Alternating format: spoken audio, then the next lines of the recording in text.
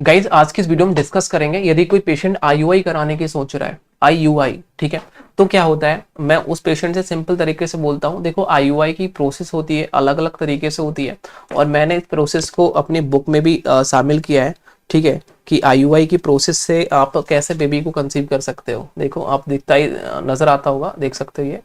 ठीक है। तो मैंने इसको क्या किया है, जैसे कि मैं बहुत सारे लोगों को बोलता हूँ कि आपको कुछ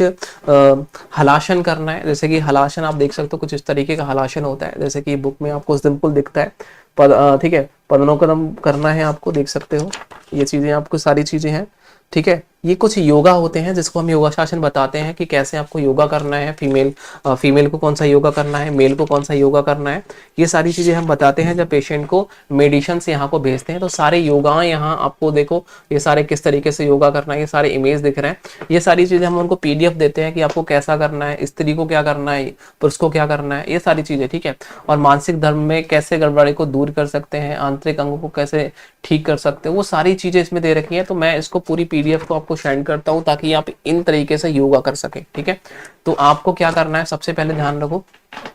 मैंने कोई भी आईयूआई कराना चाहता है और उसकी कुछ रिपोर्टें नॉर्मल से खराब आ रही है, जैसे कि ये पेशेंट है, ये पेशेंट को आप देख सकते हो, मैंने आपको रिपोर्ट दिखाई है और ये पेशेंट के सीमन, हमने इनका सीमन एग्जामिनेशन देखा तो इसमें 32% सीमन उन्होंने 1 मिलियन में 32 मिलियन देखने को मिले, 1 ml में 32 मिलियन स्पर्म देखने को मिले और उसमें 20% ही जीवित थे, ठीक है, 20% ही स्पर्म जीवित थे। तो ऐसे पेशेंट को आईयूआई सक्सेस हो सकता है। यदि ये पेशेंट 10% जीवित होते तो हम इस पेशेंट को आईवीएफ बोलते,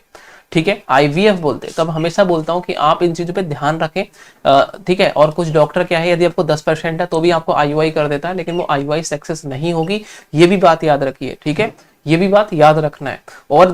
पेशेंट और अपनी वाइफ की रिपोर्ट भी चेक करानी है, क्योंकि उनकी रिपोर्ट में कोई दिक्कतें तो नहीं है। जैसे कि इस रिपोर्ट में आप चेक कर सकते हो, इस पेशेंट में देखो डॉक्टर ने क्या किया है, इस पेशेंट की रिपोर्ट को देखेंगे आप लोग, जब इसने अपने